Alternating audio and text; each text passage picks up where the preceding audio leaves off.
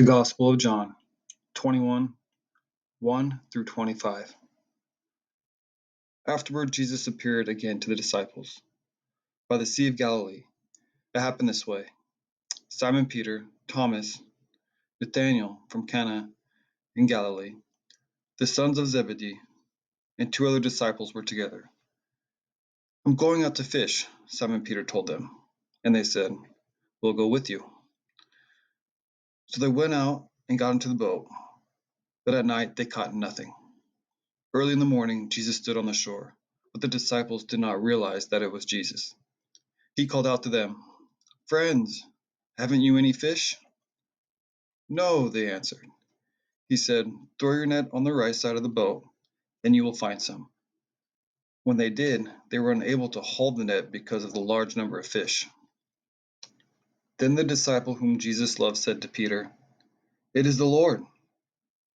As soon as Simon Peter heard him say, "It is the Lord," he wrapped up his outer garment around him, for he had taken it off, and jumped into the water.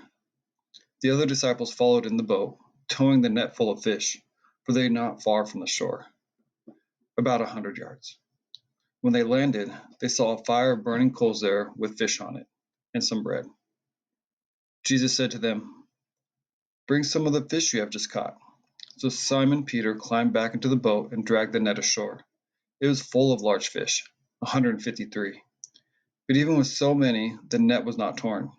Jesus said to them, "Come and have breakfast." None of the disciples dared ask him, "Who are you?" They knew it was the Lord.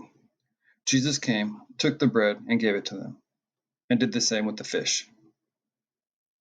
This was now the third time Jesus appeared to his disciples after he was raised from the dead. When they had finished eating, Jesus said to Simon Peter, "Simon, son of John, do you love me more than these?" "Yes, Lord," he said. "You know that I love you." Jesus said, "Feed my lambs." Again Jesus said, "Simon, son of John, do you love me?"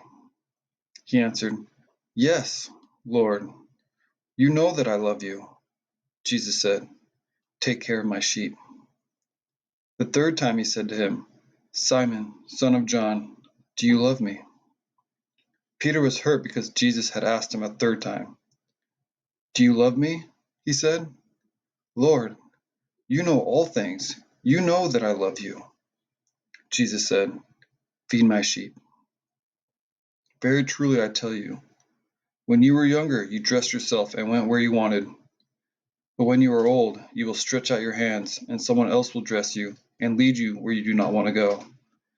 Jesus said this to indicate the kind of death by which Peter would glorify God.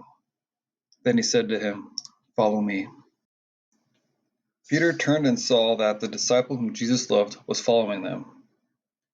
This was the one who had leaned back against Jesus at the supper and said, "Lord, who is going to betray you?" When Peter saw him, he asked, "Lord, what about him?" Jesus answered, "If I want him to remain alive until I return, what is it that to you? You must follow me." Because of this, the rumor spread among the believers that this disciple would not die. But Jesus did not say he would not die. He only said, "If I want him to remain alive until I return, what is it to you?" This is the disciple who testifies to these things and who wrote them down. We know that his testimony is true. Jesus did many other things as well. If every one of them were written down, I suppose that even the whole world would not have room for the books that would have been written.